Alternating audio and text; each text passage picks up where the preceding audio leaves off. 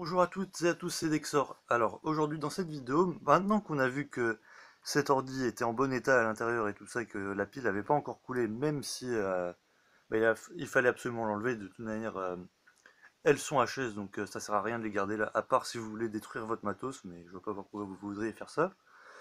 Et ben maintenant qu'on a inspecté l'intérieur, maintenant on peut commencer à essayer la machine, voir si elle démarre. Juste une chose, c'est si jamais vous avez peur de la lime aussi, enfin, que la lime vous explose à la figure, vous pourrez toujours regarder à l'intérieur. Bon, ça faudrait que je fasse un truc spécial là-dessus parce que c'est quand même assez dangereux, on va dire. Puis même moi, je ne suis pas un expert en électronique et tout ça, donc c'est juste quelques précautions à avoir pour la lime que j'expliquerai plus tard. Bon, pour le moment, moi j'ai plutôt confiance en cet ordi. Alors j'ai préparé aussi des disquettes. Aussi, je tiens comme acquis que vous ayez un clavier sur non, comment dire, sur port DIN comme ça, sachant qu'il y a des adaptateurs de ça vers PS2 qui existent et qui coûtent absolument rien quoi. Enfin, peut-être 1 ou 2 € quoi, maximum. Et donc voilà, vous pouvez brancher un clavier. Après pour l'affichage, c'est du VGA, tout ce qu'il y a de plus standard, donc ça devrait passer aussi. À moins que vous tombiez sur quelque chose de très très vieux qui soit encore en EGA, mais à part là, normalement ça devrait passer. Donc on va l'allumer maintenant. Est-ce que j'ai mis la disquette? Non. Ah, je l'ai remise là, oui. Oui, il faut pas que j'oublie dans le lecteur là. Donc on va l'allumer et on peut voir que ça s'allume et qu'il compte la RAM. Et on entend aussi que l'alimentation fait un sacré boucan. Alors évidemment, il râle à cause du fait qu'il n'y a plus la batterie. Donc on peut aller dans le BIOS. Le clavier fonctionne. On peut voir les magnifiques couleurs de ce BIOS. Du coup ça c'est un BIOS AMI, c'était comment à l'époque. Donc c'est souvent la présentation comme ça avec la date là, puis après il faut sélectionner les lecteurs. Donc les lecteurs de disquette, le lecteur A, c'est le lecteur après le twist, enfin ou le, comment dire, ouais, ce truc là sur la nappe. Donc quand vous voyez la nappe du lecteur de disquette, des fois il y a un connecteur avant, donc ça c'est le lecteur B, et après ce machin qui tourne, c'est le lecteur A. Donc voilà. Donc le lecteur B, c'est le lecteur 3 pouces et demi, et le lecteur A, c'est le lecteur 5 pouces 1 quart. C'est pour ça d'ailleurs que j'ai fait une disquette 5 pouces 1 quart. Donc c'est un 1.2 MO, oui. Et ensuite le deuxième c'est un méga 44. Donc ouais, ça je sais pas trop ce que c'est, mais c'est pour l'économie d'énergie j'imagine. Après la date on peut la mettre, mais de toute façon comme il va la faire c'est pas important. Après là-dedans qu'est-ce qu'il y a? Oui, ça c'est pour les tests au démarrage et tout ça. Il y a tous des trucs là pour la RAM et tout ça, la vitesse et tout ça qu'on pourra changer plus tard. Une chose à noter aussi, c'est si jamais vous trouvez que votre ordi est lent, appuyez sur le bouton turbo, peut-être que ça l'accélérera un peu plus. Donc voilà, après il parle des trucs UMS et tout ça, bon. On verra ça plus tard, c'était juste pour avoir un truc, au moins avoir les lecteurs de disquette qui fonctionnent. Après il y a les trucs pour le disque dur, mais comme il n'y en a pas, évidemment, voilà. Donc, Write to MOS, ou CMOS, comme vous voulez. Donc voilà, maintenant on a un truc qui démarre. Évidemment le BIOS de la carte Trident, la super carte Trident. On peut voir c'est un BIOS de 1990, même si j'ai vu la carte mère, elle date de 1992. J'ai entendu les deux lecteurs de disquettes faire leur test. Redémarrer pour vous montrer. Hop. Voilà, ça redémarre.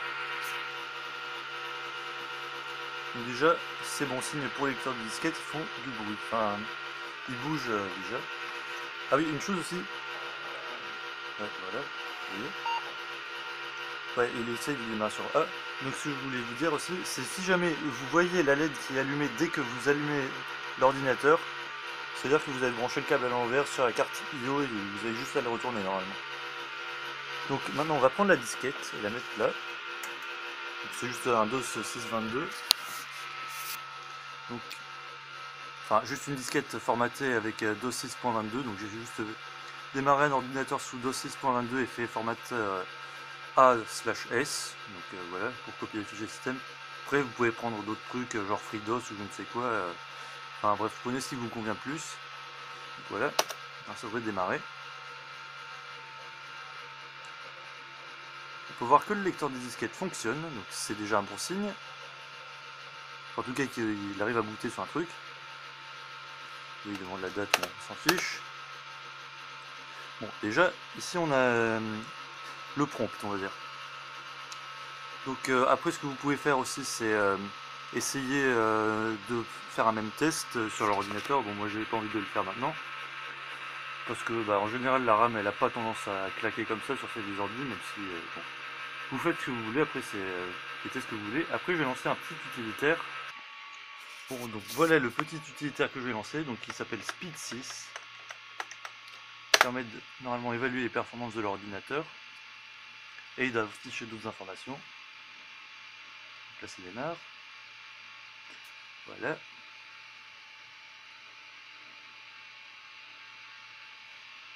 En plus avec ce truc, enfin ça fait une espèce de petit benchmark sur l'ordi. Après on peut enregistrer l'image que ça fait, donc ça c'est bien aussi. Alors je sais pas si c'est juste très lent ou alors est-ce qu'il galère, enfin est-ce qu'il plante sur memory speed. Ah non, c'est juste qu'il est très lent. En même temps j'ai l'habitude de Pentium 2 de 486 et tout ça à plusieurs centaines de mégahertz. Au moins une centaine de mégahertz. Ouais. Oula, ça va vite. Ah oui, 760 kilo-octets secondes pour la RAM, la VRAM. Ah, c'est vraiment pas rapide ça par contre. Là il le détecte comme un 26 MHz, même si c'est un 25, bon ça va être 25 et des poussières, donc voilà. Ce que je voulais dire aussi, ouais, si vous pouvez pas faire les disquettes 5 pouces 1 quart, sachant que cet ordinateur là il peut booter sur seulement les disquettes 5 pouces 1 quart, vu comment il est configuré actuellement. Sachez que des fois les BIOS ils permettent d'inverser le lecteur A et le lecteur B. Et sinon bah des fois si vraiment il y a besoin, bah, vous prenez ça. Puis ça vaut rien, hein, des nappes lecteurs de disquettes, ça se trouve partout, d'occasion en tout cas. Et ensuite, pour avoir les disquettes de démarrage et tout, là je pense que, à moins de connaître quelqu'un qui a un vieil ordi et tout ça, va falloir apprendre un ordi genre un Pentium 4 et tout ça qui a encore un lecteur de disquette, ou alors si jamais votre ordi peut encore supporter les lecteurs de disquette internes, bah, profitez-en. Et par contre, le lecteur de disquette USB, ça marche pas trop pour formater les disquettes et les rendre démarrables pour un DOS quelconque. Donc il faudra forcément investir dans du hardware un peu plus ancien de ce qu'on a actuellement, parce qu'actuellement on ne peut plus brancher de lecteur de disquette interne. Ou alors si vous avez d'autres ordi, genre des Amiga ou des trucs comme ça, vous pouvez toujours formater les disquettes et les rendre bootables avec ça. Vous pouvez voir, on est juste à côté du 386 DX40. Bon, en même temps, il faut dire que là, on a juste un pixel de différence tellement c'est pas performant. Bon, tant pis. Hein. Alors, si je me rappelle bien, mon 5X86, que je vous ai jamais montré d'ailleurs, ouais, bah de toute façon, il est montré là. Donc, en gros, c'est, je crois, combien il fait déjà? Je crois qu'il fait genre 40, donc c'est à dire qu'il est plus de 1,5 fois plus performant là, non? Ouais, ou alors au moins plus de 10 fois plus performant, donc c'est pas mal quand même. Après, il faut dire que cet ordinateur-là, il n'a aucun cache, ni L1 ni L2, parce que les 386 étaient faits comme ça. Bon, j'ai arrêté de parler devant une image fixe, on va attendre que le truc est fini. Au pire, je vous mettrai directement le screenshot quand ça aura fini. Ah oui, et aussi, pourquoi je fais ça, ça sera aussi pour vous montrer les optimisations du BIOS qu'on peut faire. Ah, visiblement, c'est pas 5 mégaoctets que j'ai dans cet ordinateur, mais bien 6. Ok. Ouais, donc ça me permettra de vous montrer les optimisations qu'on peut faire, les upgrades et tout ça du hardware. Donc bah, ça servira pour tout ça plus tard. Donc bah, on se retrouve après. Donc voilà, donc comme vous pouvez le voir, la RAM elle va à même pas 10 mégaoctets seconde. Donc on est vraiment à des débits très faibles. Je veux dire, en même temps c'est pas étonnant, le machin il communique avec seulement 2 octets. Enfin, il peut écrire seulement 2 octets à la fois dans sa RAM, donc forcément, oui, parce que 16 bits, 2 octets, voilà. Donc à part ça, qu'est-ce que je peux vous dire Donc aujourd'hui on a vu du coup comment comment vérifier que le tout fonctionnait bien, là, je veux dire, comment configurer le BIOS de manière basique et tout. Démarrer sur un semblant d'OS, donc juste DOS. Donc voilà, c'est à peu près tout pour aujourd'hui normalement. Donc je vous dis salut à tous et à dans une prochaine vidéo.